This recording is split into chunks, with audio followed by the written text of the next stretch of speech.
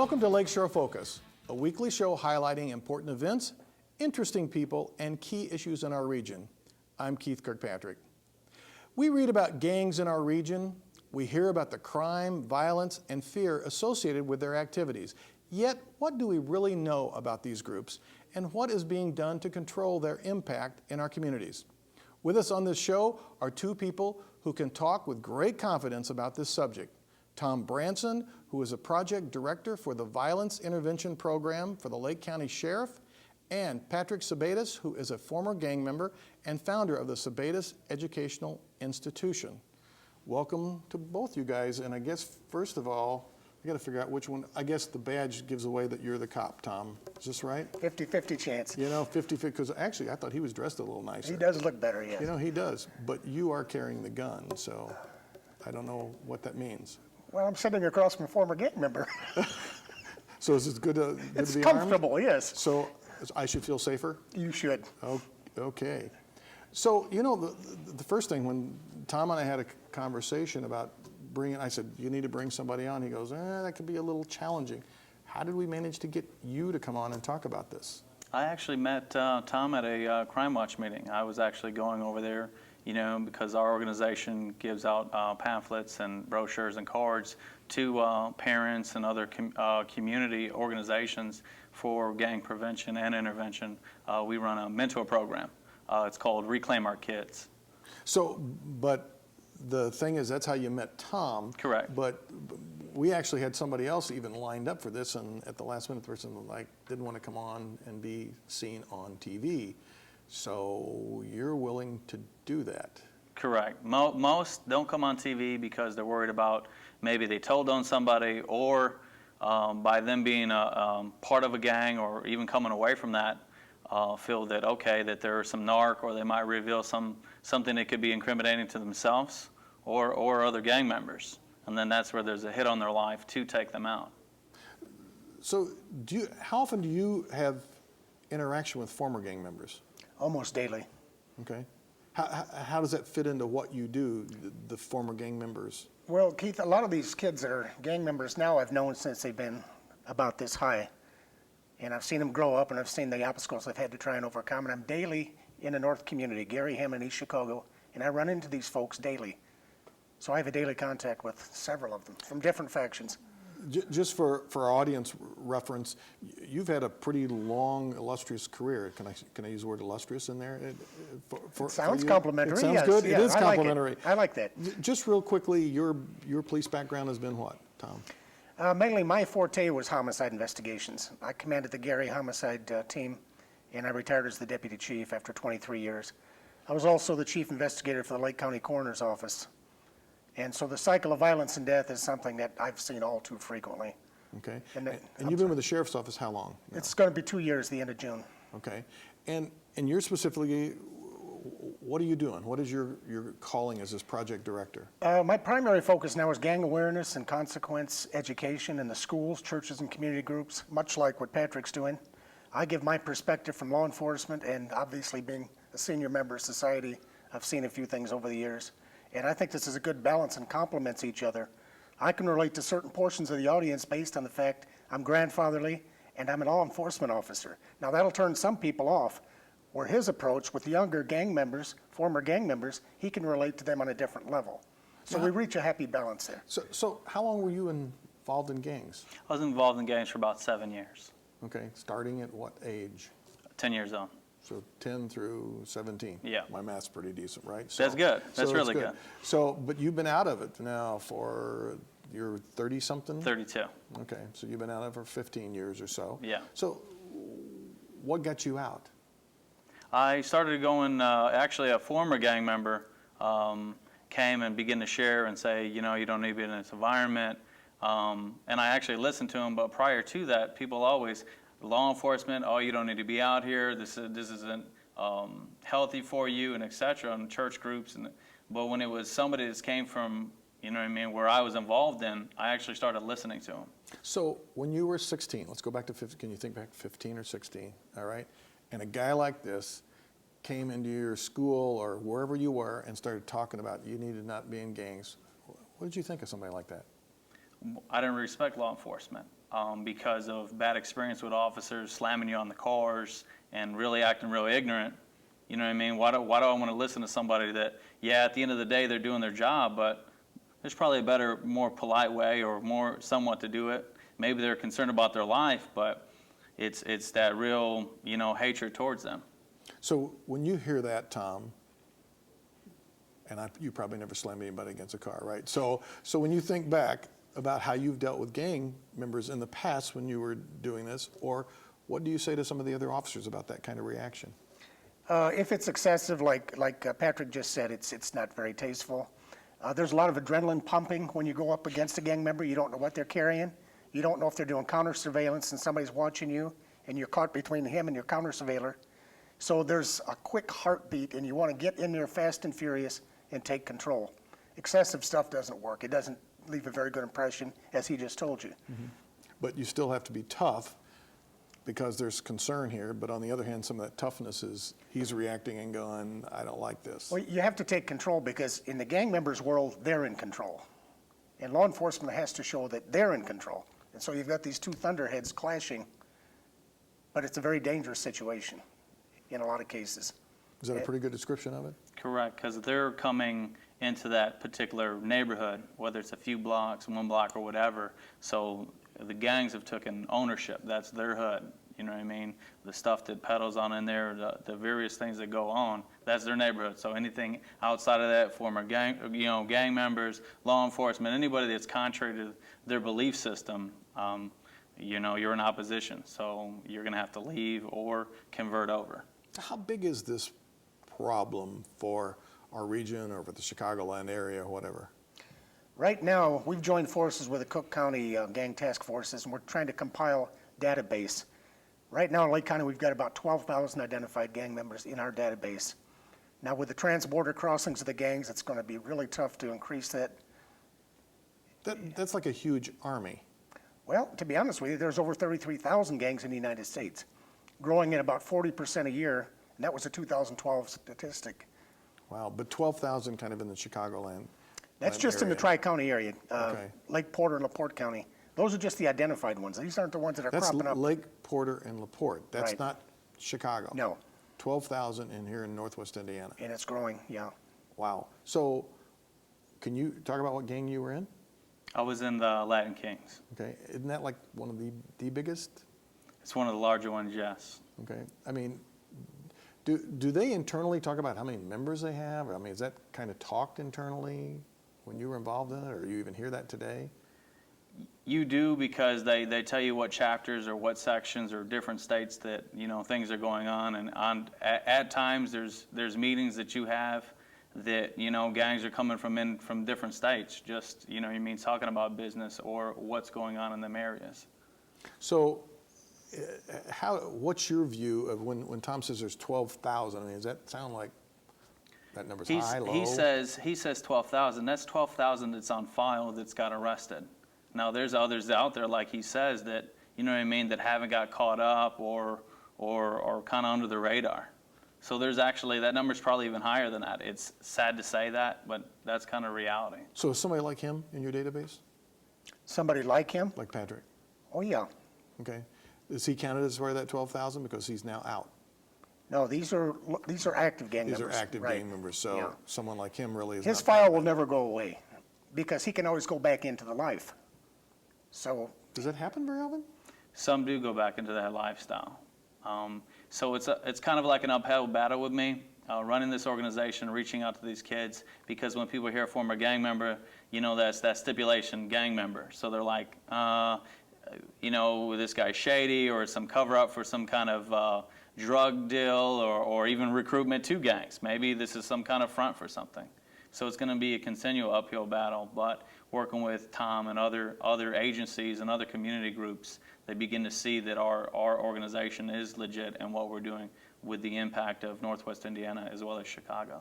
How long have you been working at trying to help kids who are caught up in gangs? I've been doing this since my particular organization recently. I've been running this since 2012, but I've been working with disadvantaged families for the last 12 years. Okay. So, but you guys only met in the past couple of years then? I just met him last night. Last night? Yes, sir. Seriously? I've been following his stuff in the paper, Okay. and because I'm always wanting to know what's out there. Because as Patrick will tell you, a lot of times gang members can run game on you. They can do a certain pretense and come back just directly against you. So like acting like you're out, but you're still in? Correct. So have you got burnt on that I've been before? burnt several times, yes. Yeah, you want to trust somebody, you want to give an opportunity. But trying to survive in the street is what drives them to do the things they do. So how do you know to trust him at this point? I don't completely. But I have a good feeling for people. I like his program, I like his approach. He does a ministry as well. So I think I could work with Patrick with no trouble. I gave him other references of other colleagues of his that I've actually worked with out there, or they've actually given my cards out to kids that are actually in the field. So when he follows up on them, even though we just met yesterday, that brings more credibility because that's one of his own colleagues. So how do you know you can trust him? Is it work both ways? And at the end of the day, it really, on that sense, it doesn't, because he's coming from the factor of being a part of, from gangs, so he looks at that. It's more that can he trust me? You know what I mean? Law enforcement, he carries himself like he's a 30-year veteran in law enforcement. So it's just a matter of us uniting and coming together to impact this region. I don't know. I've known Tom for a little while, and I'm not sure he always acts like a cop. He's pretty funny most of the time. So I don't think a lot of cops is being funny. Maybe gallows humor. When you work homicide as much as I did, you have to have a gallows sense of humor, or you internalize and it kind of gets through you. But I'm a happy-go-lucky guy. Can that taint your ability to be a good police officer by sometimes just being inappropriate with that gallows humor? You got to be careful who's watching you. I mean, it's natural to have a gallows humor at a homicide scene because these are horrible things. And having worked literally hundreds of death investigations, you would be in a nut house if you didn't have a release some type of way. When you were involved in this stuff, I mean, was it the same kind of thing? Did you feel like there was so much pressure or turmoil that you felt you had to have some release to it? With the pressure and release of I come from a real messed up home life, and and getting beat all the time and stuff like that. So hatred towards my father, I had all that pent up. So my regression to that was to beat up people or smash people's heads in and do various things like that as that particular outlet. You had a huge article in the Times. I mean, it was like a couple pages. I mean, I remember reading every bit of that. It was so interesting. And you did talk about this negative relationship with your father. Is that for a lot of the young people who get brought into the gangs? Is that where they're coming from, a place of having bad relationships with adults, or what? A lot of times it is. There is a small percentage that does it just plain out rebellious or kind of want to belong to something, but a lot of times it's some kind of messed up background or messed up relationship, and a sense on the kind of the facade of it, gangs become that particular family section for you to be a part of, and It replaces your family. it replaces your family, literally, because you're getting knocked around there and as far as your home life, but when you're part of that gang, you're not. I think in the article, it said the gangs really specifically try to target those kind of kids who really look like they're struggling and recruit them in because they know that they could become that substitute.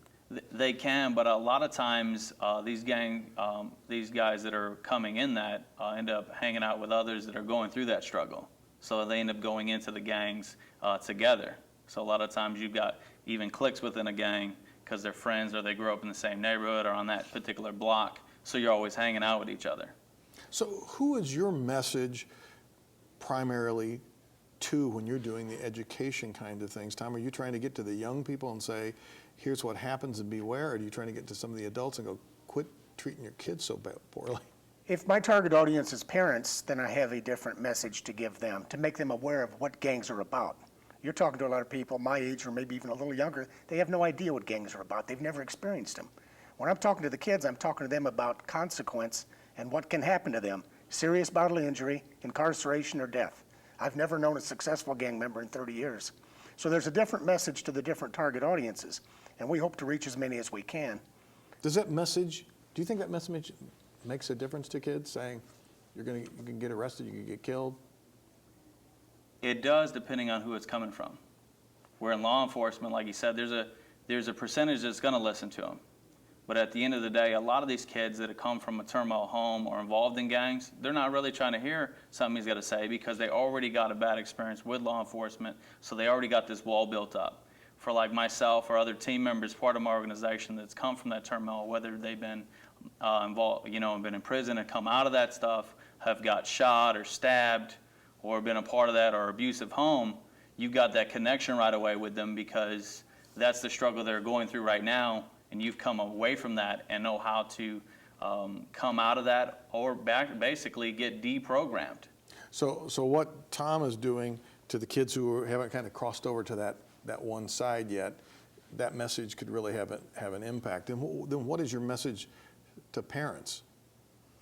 The problem I'm finding with parents, Keith, the lack of parental involvement. It's hard to get parents to show up at any of these things. It is absolutely incredible, and they wonder why the kids are doing the things that they're doing. And these are probably the parents who are telling their kids, "You're no good. You're worthless. Quite a few of them, yeah. We may have a symposium or a conference and expect 200 people. We got 2 people one day. It's just incredible the lack of attention that the parents are giving these kids, and the kids will find a family with the gang community if they can't find it at home.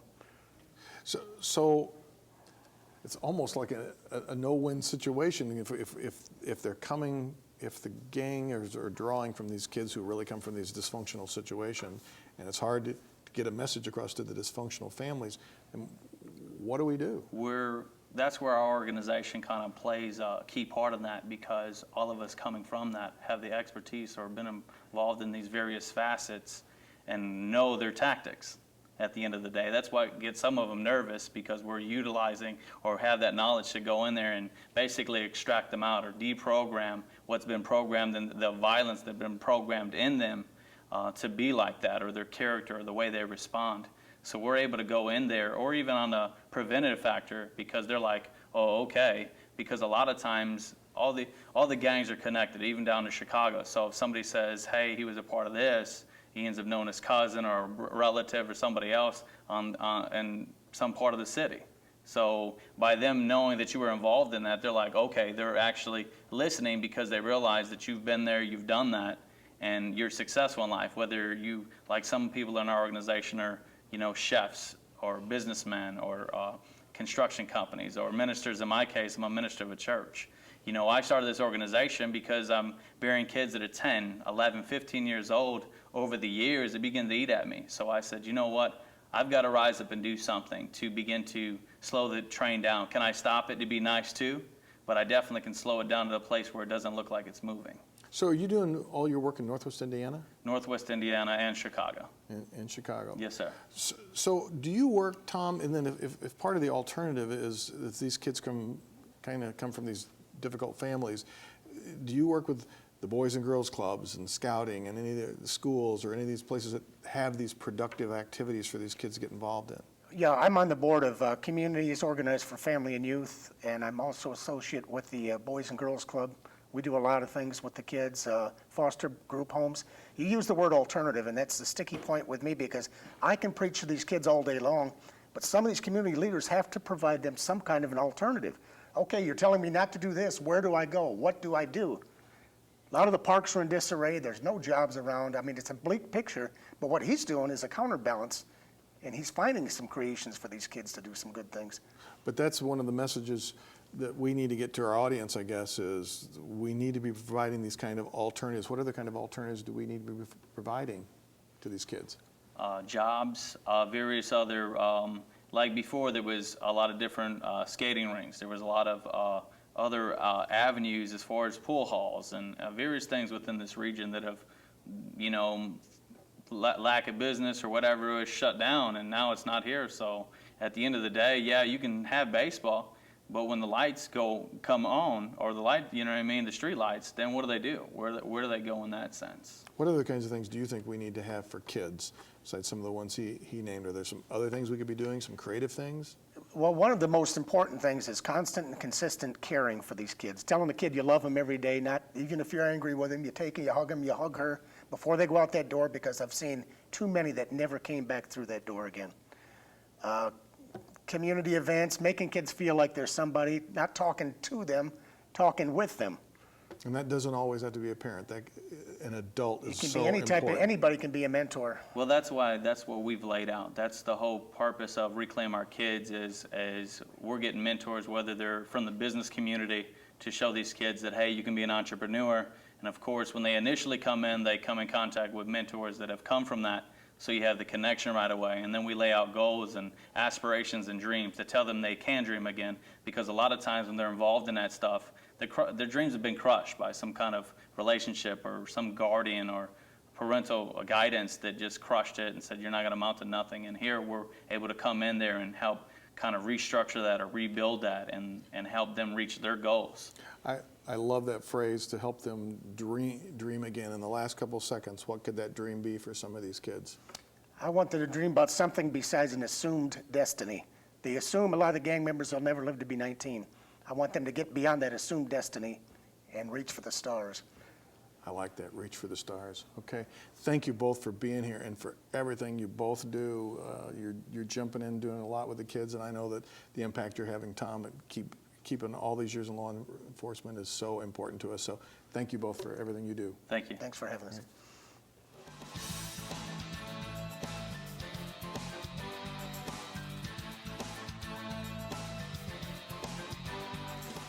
You're stupid. No one likes you. What a loser. Your clothes look like they came from a dumpster. You are ugly. You will never amount to anything. These are some of the horrible phrases that our kids and young people have hurled at them. Some hear it daily. It comes from other students, family members, parents, and people who they call friends. These negative messages are imprinted on developing minds and often stay with a person for their entire life. The damage inflicted leads to low self-esteem, feelings of failure, poor self-image, and eventually may result in mental disorders, behaviors that are destructive, substance abuse, and even death. My daughter came home from 6th grade in tears one day. She was so distraught that we could barely get her to talk. Eventually, she said that some of the girls at school, her friends, had called her a name too horrible to repeat. When we finally got her to tell us the word, it was the name of a store that they said she bought her clothes at. She didn't even know where the store was or what it sold. The power of a word defined by a bunch of her classmates had caused horrible pain and damage to her self-perception.